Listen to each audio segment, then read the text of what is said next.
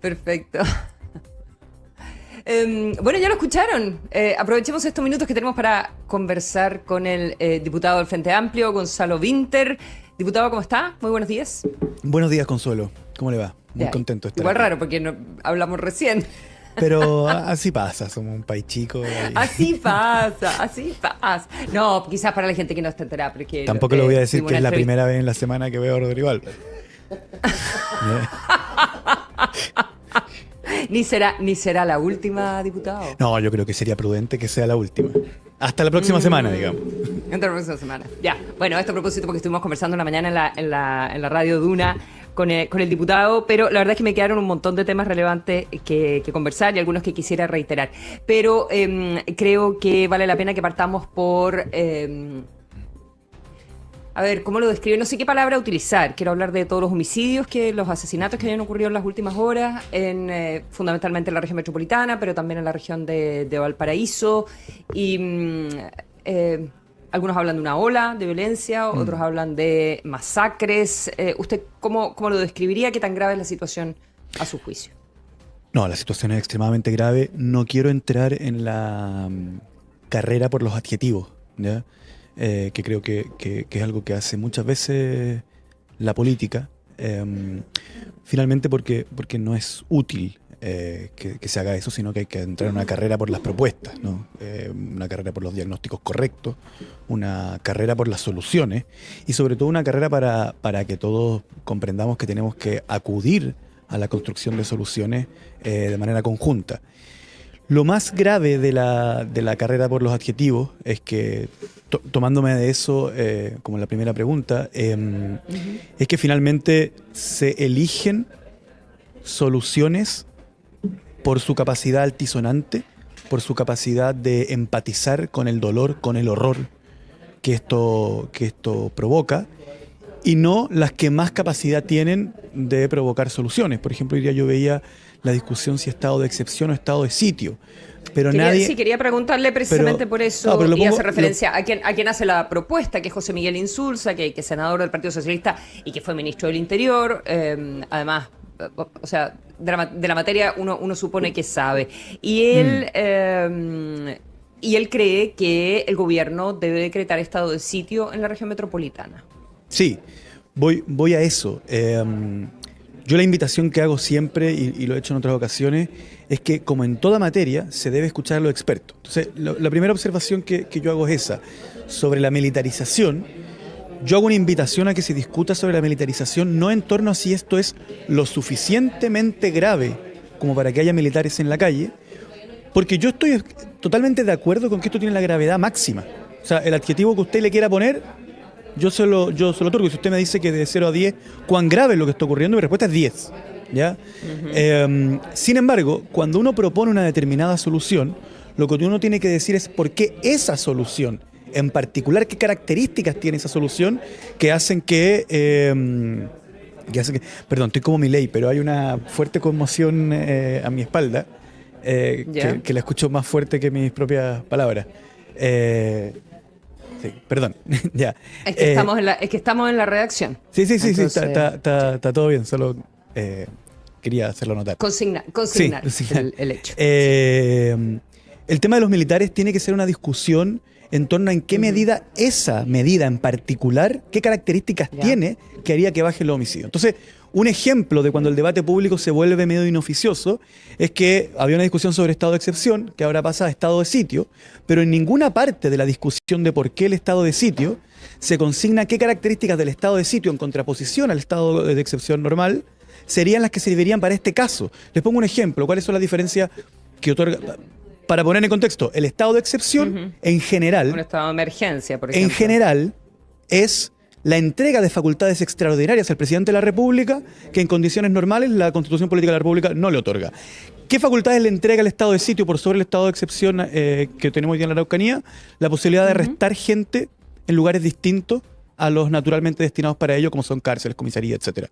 Entonces yo me pregunto, ¿en qué medida darle al presidente Boric la facultad de arrestar gente en lugares distintos a una cárcel o a una comisaría ayuda a que haya menos homicidio en Chile? Yo tengo dudas. Pero además... También suspender y restringir el ejercicio del derecho a reunión. El derecho a reunión y el derecho de locomoción. Entonces, locomoción y arresto de personas en sus moradas o lugares que determina la ley que no sean cárcel. Claro, yo tengo muchas dudas de si esto es, ¿cómo decirlo? De si esto realmente tiene la capacidad de bajar los homicidios. Y con esto quiero ser muy claro. Que haya o no militares en las calles, para mí no es un asunto de principios. Es una discusión que tiene que ser práctica. Es una discusión que tiene que ser técnica.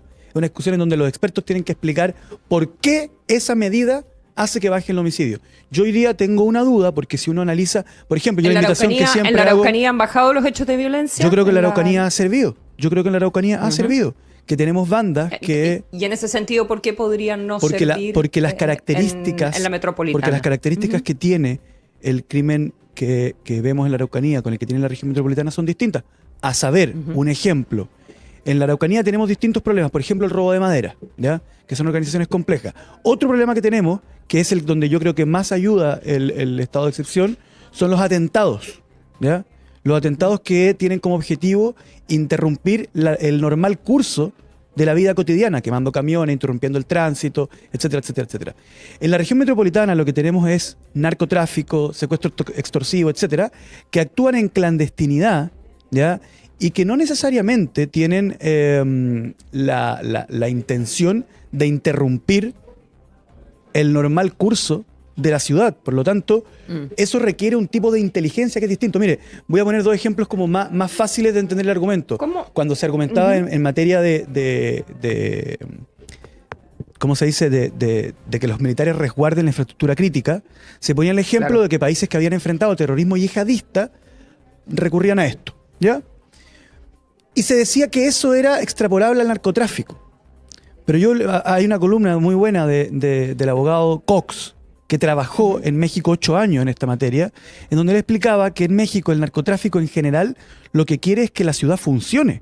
Quiere que los caminos por donde sale la droga funcionen. Quiere que los puertos por donde sale la droga funcionen. No quiere que exploten como lo desea un grupo terrorista yihadista. Entonces son políticas distintas. Y yo el llamado que hago es que la ciudadanía está conmocionada, nosotros también, el nivel de gravedad de 1 a 10 es 10, pero los que tenemos que concurrir a las soluciones no podemos trabajar desde la conmoción, sino desde la razón, desde la inteligencia, desde la experiencia, desde la ciencia, porque también hay gente que estudia y en ese sentido, entonces, ¿usted no cree que una presencia militar de ningún tipo ayudaría al fenómeno que estamos enfrentando en la región metropolitana?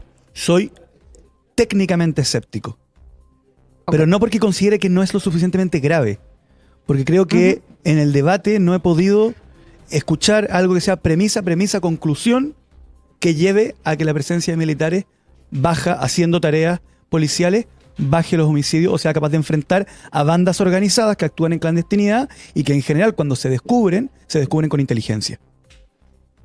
O sea, y lo que nos estamos enfrentando... Consuelo, si mañana va alguna fuerza especializada de Carabineros de Chile a enfrentar a un grupo de delincuentes y son repelidos por un fuego superior al de Carabineros, entonces claro, esa situación requiere militares. Pero cuando estamos persiguiendo personas que me dicen que no sabemos dónde viven, que no sabemos dónde están actuando, que yo mande un tanque a un lugar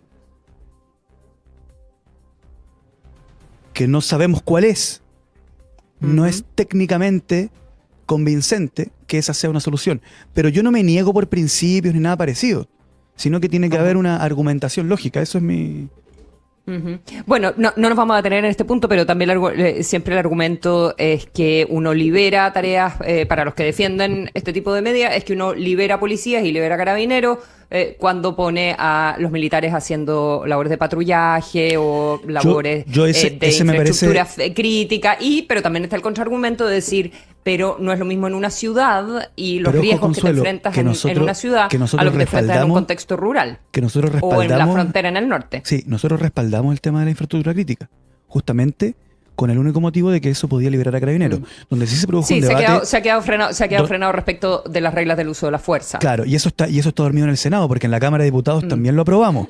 ¿Ya? Aprobamos la regla de uso de la fuerza y aprobamos la infraestructura crítica. Ahora, si usted me pregunta a mí, la lógica de esto nos indica que lo que estamos diciendo es que se requieren muchísimo mayor dotación de policía. Y yo con eso estoy de acuerdo. Creo que Chile tiene que aumentar importantemente su dotación de policía, pero más lógico me parece hacer reformas como la que ya se está consensuando en el mundo político, que tiene que ver con liberar policías de tareas administrativas que puede realizar una persona que no tenga el especialísimo entrenamiento pero policial. ¿Cuántos años que nos venimos escuchando esa medida?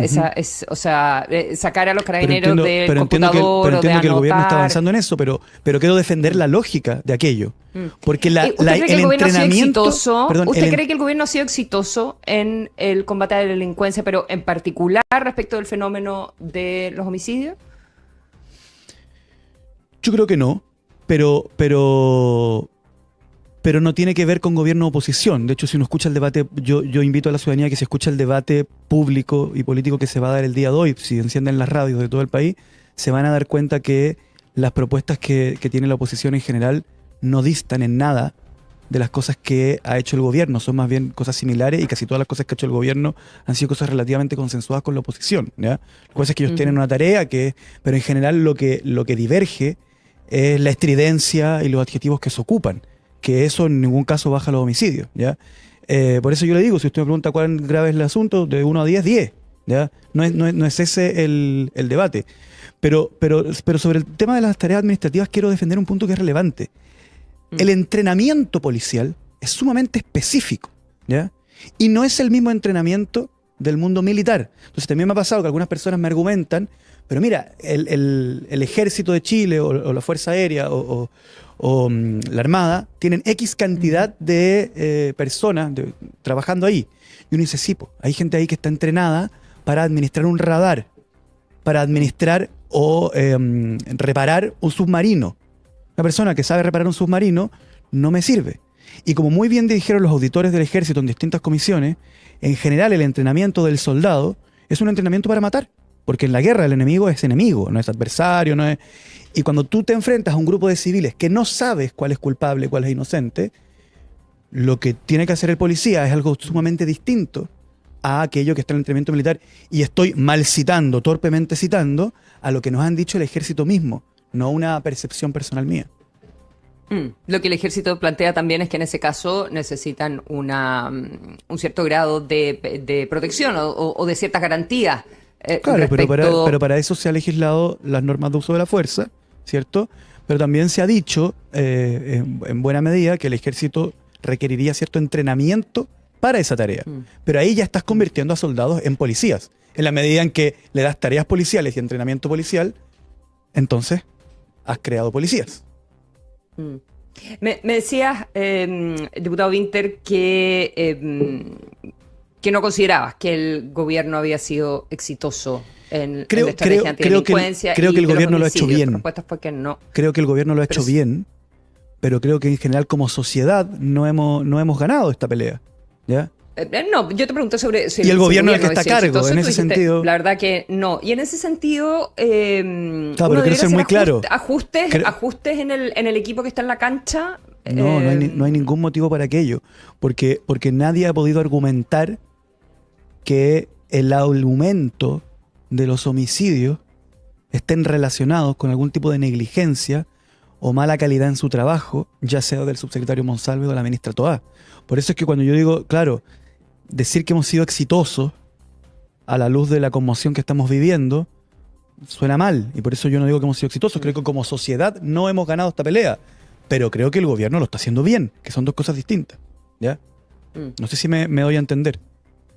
Digamos que hace una precisión respecto de la primera respuesta que dio. Es muy complicado el negocio de decir, bueno, pero tú antes hiciste esto y como el quid pro quo que se da en la discusión política y en la refriega política, y más en un año de elecciones locales donde estos temas son tan relevantes para la ciudadanía, porque es lo que sucede en sus barrios. Pero aún así, cuando se tira del hilo en la oposición, y también quizás gente de la ex Concertación considera que la generación de ustedes, del ahora Frente Amplio... ¿La generación? ¿Generación? ¿No es una generación del Frente Amplio? No, es un partido político. Podemos hablar con la diputada Claudia Mix también, a ver si nos casamos con eso, porque ella considera que es un poco generacional también la generación más joven. Pero yo entiendo ¿ya? que el Frente Amplio es un partido político, eso está acreditado en el CERVEL, digamos. Sí. No, claro, pero Diego Sí, Chalper claro, y Guillermo sí. Ramírez tienen mi edad, son políticos, son de la misma generación, no son del Frente Amplio, son uno de la UDI. La otro de generación RN. del Frente Amplio. Bueno, quise decir las personas es que ahora es están en el yo- Frente es que Amplio y yo muchas no- de ellas participan yo no de una estoy de acuerdo generación en asignarle- que viene del mochilazo, lo hablamos en la mañana. Sí. O sea, hay un continuo de gente que estuvo en la reivindicación de ciertas luchas. Estoy totalmente de acuerdo, y yo que estoy hoy dispuesto a están en el hacerme cargo poder. de todo, pero lo que no acepto conceptualmente es que se le asignen posiciones políticas a una generación que es una palabra tremendamente abstracta, nadie sabe dónde termina, dónde empieza, no toda la gente nacía en la misma época, y eso ha Bueno, servido lo para... retiro, no, pero no, Claro, no lo que perdamos pasa es que eso ha tiempo. Lo servido para retiro que en determinada entrevista la gente me completamente. diga, tu generación dijo tal cosa, y crean una frase que uno dice, bueno, pero ¿quién dijo eso? No, un ente abstracto llamado generación. Yo sí soy militante del Frente Amplio y me disponible a hacerme cargo Entonces de los militantes todo lo del que tenga Frente que ver con Amplio, eso. entonces los militantes del Frente Amplio fueron muy críticos respecto de Carabineros y el estallido social y en el contexto de las violaciones a los derechos humanos, etcétera, etcétera, pero que eso minó realmente el actuar de Carabineros y que por lo tanto también hay una responsabilidad en ese discurso que le bajó la relevancia a las materias de seguridad y que eso también se devuelve en parte en este minuto. No, yo ¿Es discrepo. un argumento falaz? Yo discrepo con ese argumento, creo que es falaz. Creo que en este momento el país y en particular la región metropolitana y muchas del norte, pero en la que yo soy diputado, que es la metropolitana, tiene una crisis que tiene que ver con crimen organizado, cuyos giros principales son la trata de personas, el secuestro extorsivo y el narcotráfico, ¿ya? Y creo que esas tres cosas no están directamente relacionadas con las legítimas protestas que ocurrieron en el año 2019, que tienen otro tipo de características y que la forma en que se administró el necesario equilibrio entre resguardo del orden público y respeto a los derechos humanos y el derecho de protesta, ¿cierto? Que existe en todo Occidente, consagrado en sus constituciones, son dos discusiones completamente distintas y que la intención de vincular secuestro extorsivo, trata de personas, narcotráfico con estallido social es una intención claramente política que tiene detrás poder desacreditar las legítimas demandas del estallido social. ¿Y con la inefectividad de Carabineros o con la debilidad con que habría quedado Carabineros post-estallido? No creo que la debilidad de Carabineros tenga que ver con el estallido social, sino que creo que principalmente hoy día el problema, además no creo en esa teoría que da vuelta y se repite con exacerbada capacidad de amplificación, que en el fondo crean una situación en donde los delincuentes están con el arma produciendo el homicidio, llega Carabineros y Carabineros no dispara porque eso no es cierto. De hecho, en los últimos 2 años han habido muchas bajas de delincuentes que son sorprendidos delinquiendo por Carabineros y que cumpliendo con todos Mucho carabinero de Franco, que se defiende porque le van a robar. Y que cumpliendo todos los protocolos que exige la ley, de hecho, terminan la muerte del delincuente y eso no es cierto que genere una polémica y no es cierto que esté vinculado directamente con el estallido social. Creo que son dos cosas distintas. Y sí creo que hay una debilidad institucional de Carabineros y que sí es culpa de la política, pero no de quienes defendieron los legítimos dolores populares para el estallido social, sino que tiene que ver que en todos estos años hemos estado mal como Estado en agrandar las capacidades de la persecución del delito como Estado. O sea, yo siempre lo planteo así, que hay muchos sectores políticos que pusieron las palabras altisonantes, como se les acabó la fiesta, mano dura, etcétera, pero no pusieron los sistemas de inteligencia, no pusieron la persecución del dinero, no pusieron los chalecos antibalas, no pusieron los autos blindados, no pusieron los cascos, no pusieron el armamento que correspondía, no pusieron el presupuesto, no pusieron la plata para que se agrande la cantidad de carabineros que tenemos bien entrenados para sus tareas. Entonces, yo no tengo dudas de que en los últimos años la forma en que creció la institucionalidad del Estado para la persecución del delito, que no es solo Carabineros, creció a un ritmo demasiado menor al ritmo con que creció la capacidad de los enemigos del Estado de los enemigos de la paz, ¿cierto? De los narcotraficantes, la trata de personas, pero es que los gobiernos, etcétera. pero es que también hay que admitir eso, que los gobiernos anteriores se enfrentaban a una criminalidad completamente totalmente distinta, de acuerdo. Pero lo que tiene que ver con la llegada de las bandas extranjeras. Exacto, de COVID en adelante. Exacto, Consuelo. Y como usted muy... Y donde también yo no sé si también bien, se peca un poco de ingenuidad. Como usted muy bien me concede el argumento, eso no pasa porque la marcha masiva llegara al Guanaco y se produjera un enfrentamiento. No tiene nada que ver eso con la llegada de secuestro extorsivo, trata de personas y aumento de la capacidad de fuego de narcotráfico en nuestro país. Claro, pero se junta con una época donde también pecábamos un poco de ingenuidad en cómo estábamos mirando la llegada de los extranjeros al país. Eso súper conversable, pero necesito cerrar el otro punto. El tren de Aragua no llegó porque hubiese una marcha pidiendo mejores pensiones. Eso yo necesito que quede sellado, que al menos yo no estoy de acuerdo con esa fórmula. Quería preguntarle un tema nada que ver, dos temas más, nada que ver. Bueno, uno, felicitarlo por las elecciones del Frente Amplio recién y por la amplísima mayoría que obtuvo su postulación y su lista también en el Comité Central. Pero estaba viendo una entrevista que dio en las últimas horas, una lista más pequeña, pero que igual tuvo buenos resultados y que ha sido muy crítica, que es la lista de la diputada Mix. Sí. Y que es muy crítica de Gonzalo Vinter, es muy crítica también de Diego Ibáñez, les hace... Y es una entrevista triste porque ella se pone a llorar y está muy afectada, dice que se siente como un poco la mamá de ustedes, que los tiene que llamar a la razón y que al final cayeron en prácticas por acomodar inscripciones mal hechas, que no cumplían la paridad, que la lista suya se inscribió fuera de plazo, que le faltaba plazo. Y dice, bueno, estamos haciendo las mismas cosas que hemos criticado toda la vida y además agrega el asunto de que, bueno, todos ustedes vienen de la lucha universitaria y que ella viene de los sindicatos, que tiene otra edad, que tiene 55, que es de otra generación y que, por lo tanto, se ha sentido muy mal durante todo este tiempo, que ha tenido que como que pelearla para poder tener el espacio en el Frente Amplio. ¿Es el Frente Amplio, entonces, un lugar inclusivo o es un espacio para una generación? Para un grupo de personas que han estado siempre juntas en la misma lucha desde el mochilazo en adelante. Las acusaciones de la diputada Mix son, yo creo que merecen que me haga cargo. Y luego la pregunta que usted hace que es distinta. Creo que sería responsable de mi parte hacerme cargo de ambas y no esquivar ninguno de los dos, tomar ambos toros por las astas, pero son dos distintos. Primero, la pregunta que usted hace, yo creo que el Frente Amplio, como todo partido político, es hijo en gran parte de la época en la que surge, ¿ya? Eso suele ocurrir. Sin embargo, solo por poner en contexto la lista que a mí me tocó encabezar, que encabezar no significa nada más que apareces primero en la papeleta, ¿ya? Para ser bien claro. Incluye, por ejemplo, la Plataforma Socialista, que es un sector que lidera Jorge Arrate dentro del Frente Amplio, ¿ya?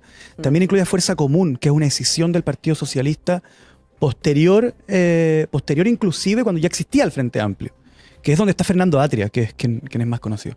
También en la lista que yo encabezo participa el movimiento Ucamau, donde estaba como candidata en la lista Doris González, que es un mundo que viene de la lucha por la vivienda. De la vivienda. Y que si bien tienen presencia en muchas regiones del país, donde más tienen presencia es en la lucha por el terreno que está en Estación Central, que después se convirtió en un condominio de viviendas sociales, que es lo que le da el Premio Nacional a Cristian Castillo, ¿no? O supongo que es una de las principales motivaciones. Por decir distintos mundos, solo dentro de mi lista que no eran parte de la lucha estudiantil, sino que vienen de otros tipos de lucha. Lo que no quita que el Frente Amplio sí es hijo de su tiempo, ¿ya? Probablemente si la segmentación por clases sociales que hubo durante el periodo de incrementación del neoliberalismo en Chile no hubiese existido, probablemente quizá no habría Frente Amplio como respuesta a eso. Pero todos los partidos políticos son de alguna forma la respuesta a algún dolor de la sociedad que no estaba siendo representado. Quizá la existencia de una política como el crédito con aval del Estado tiene que ver con el surgimiento del Frente Amplio, como muchas otras, porque crean un sujeto, ¿no? Un sujeto que es universitario, que es primera generación universitaria, que está sumamente endeudado, que el sueldo al que accede no se corresponde con la deuda que le tiene que pagar a un banco, y así suma y sigue. Respecto a las declaraciones de la diputada Mix, yo primero debo declarar que no soy primera fuente. ¿En qué sentido? No soy parte del Tribunal Supremo, ni soy el apoderado de la lista que me tocó encabezar, y hay un montón de detalles en los que yo me pierdo, ni tampoco participé en la confección de los estatutos, etcétera, sino que lideré una lista en un sentido político de la expresión liderar, ¿ya? Cuando se dice Vinter es uno de los principales líderes de esta lista, se refiere en un sentido político, ¿ya? De que las posiciones que yo tengo frente al país son, digamos, tienen buena llegada dentro de ese mundo. Ahora, de las acusaciones, yo escuché una parte importante de su entrevista, pero no llegué a la parte en donde me menciona. Pero sí quiero hacerme cargo de algunas cosas que escuché. Siempre, insisto, no como primera fuente, porque no participé de este proceso de confección del Tribunal Supremo, etcétera, etcétera. No fui el apoderado de mi lista, no concurrí a la inscripción, no conozco ese debate en fino. Pero, primero, dice que fue excluida.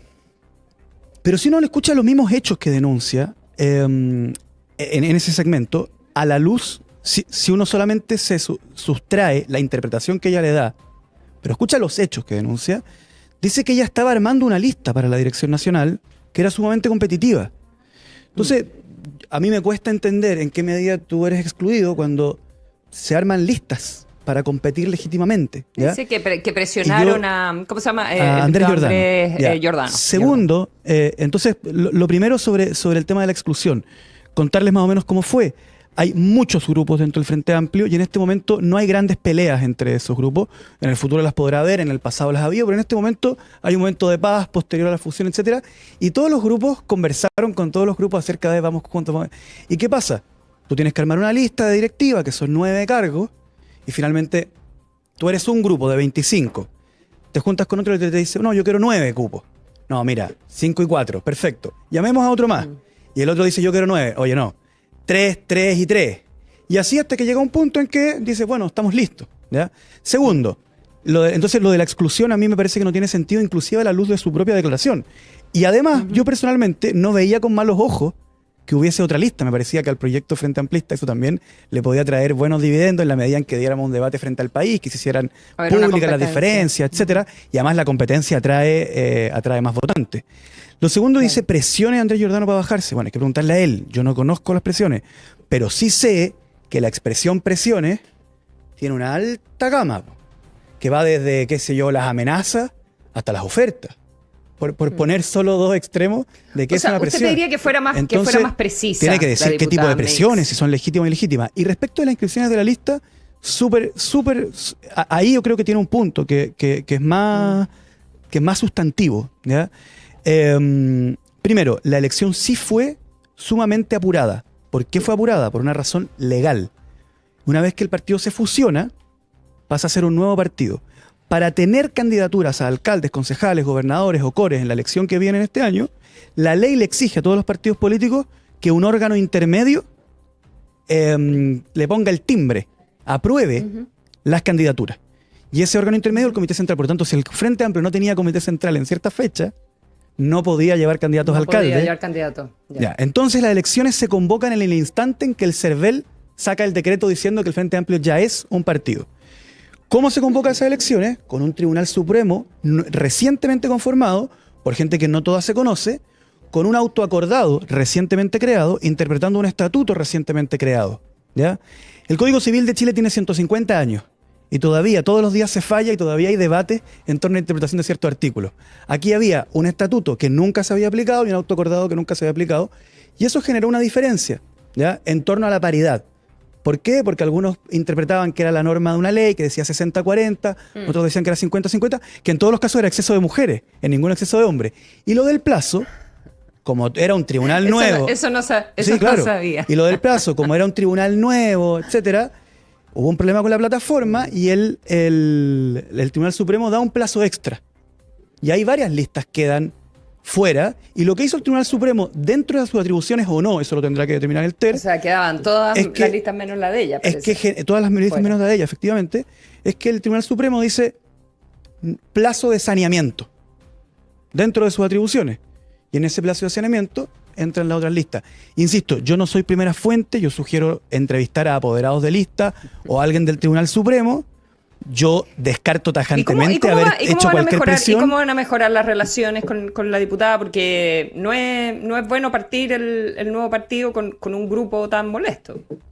Estoy de acuerdo. Tengo toda la esperanza en que en el diálogo político vamos a poder reconectarnos con la diputada Mix, cuya entrevista obviamente a todos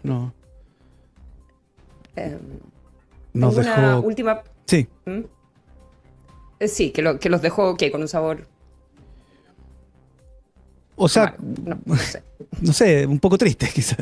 Triste, quizás. Ok.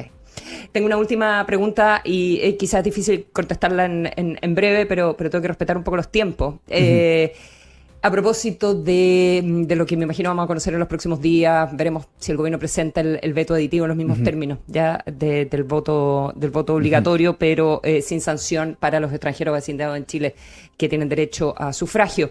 Y en este controvertido, estas controvertidas palabras que metió usted Sí. en la Cámara de Diputados, justificando su voto en ese minuto respecto al informe de la Comisión Mixta, y entre otras cosas dijo que nunca había votado, o sea, que siempre había estado en contra del voto obligatorio, ¿ya? Y quería saber cómo explica entonces que haya votado en 2 ocasiones a favor del voto obligatorio cuando No, no. este tema se empezó a discutir. No, en la actual... En la reforma constitucional del año 2021.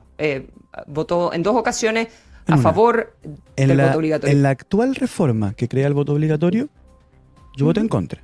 A diferencia del resto del Frente Amplio, por eso hay que El día aclararle... final, pero en la Cámara de Diputados, al Sí, comienzo, el pero es que 26 de esa- mayo del 2021 pero esa y es el 15 de una- junio del 2021 tuvo votos favorables. Yo entiendo que es una, pero esa es una que no vio la luz justamente porque la derecha votó en contra. Yo le exigí a mi conglomerado, donde tuvimos un debate muy intenso, de hecho, debatí profundamente con el presidente en esa época, yo exigí que se pudiera separar la multa por separado del concepto, o sea, de la idea de legislar, y yo voto a favor de la idea de legislar. ¿Por qué?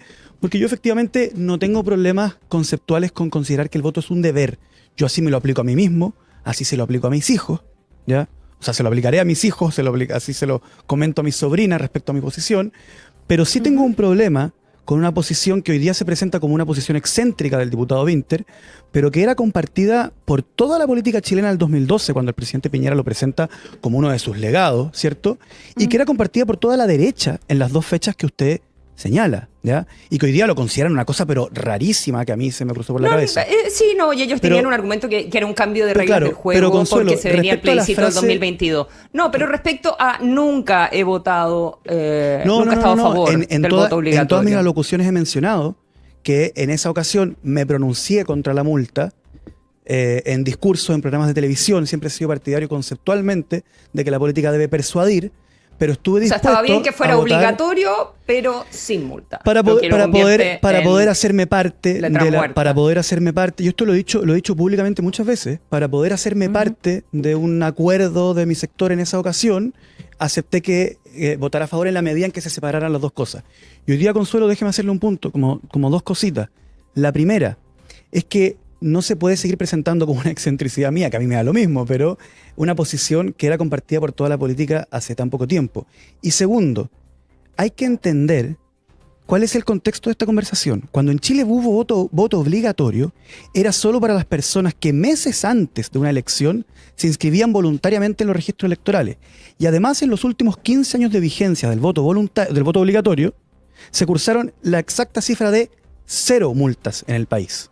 Lo que se estaba pretendiendo hacer ahora, yo sé que yo he escuchado argumentos razonables a favor del voto obligatorio y de la multa, y creo que hay argumentos razonables a favor del voto voluntario, y no esta teoría como de que ahora es una locura el voto voluntario. No, es por las palabras, es por la argumentación de que eran antipobres. Es que quiero ir para allá. 2.300.000 personas no votaron en el plebiscito de salida, que era obligatorio, con multa, ¿ya? En donde llegamos cerca del 83% de los votantes, o sea, el máximo récord que hemos tenido, ¿ya? Porque no debe contarse el porcentaje de participación cuando era el porcentaje del padrón de los inscritos voluntariamente, sino que Del cuando total. ya eran todos con inscripción automática. 2.300.000 personas, ¿ya? Entonces, yo lo que invito es que vayamos a lugares del país donde la gente efectivamente, mayoritariamente no vota, a decirles que de un día para otro todos pueden quedar con una multa de 197.000 pesos, que es el máximo que se establece. O sea, casi la PGU, ¿ya? A ver si lo consideramos tan excéntrico considerar que eso puede generar un problema. 2.300.000 personas de un día para otro pagan 200.000 pesos, ¿ya? 197.000 pesos. Eso es muchísimo dinero. Eso es una crisis social mayor que el alza de las tarifas eléctricas. Entonces, lo que yo quiero invitar al país es que acepte este debate como un debate razonable, pero además que dejen de ser tan deshonestos. Porque no solo es un debate razonable, sino que es un debate con el cual gran parte de la clase política hasta hace muy poco estaba de acuerdo. Hace 3 años estaba de acuerdo conmigo la derecha y hace 8 años estaba de acuerdo conmigo la totalidad del espectro político. Por eso, yo ahora estoy dispuesto a eventualmente aprobar las multas para que quede coincidente con lo que salió de la reforma constitucional, que a mí no me gusta, pero que no sean multas de 200.000 pesos, que excluyan a adultos mayores, que excluyan de facto a personas con algún tipo de enfermedad y que no se tengan ellas que ir a hacer el trámite, que son cosas que nosotros presentamos en la tramitación del proyecto y que no fueron aceptadas. Diputado, le agradezco muchísimo que haya venido a conversar con nosotros en este Muchas mano a mano gracias, desde la Consuelo. redacción. Ha sido un gusto. Hasta la próxima.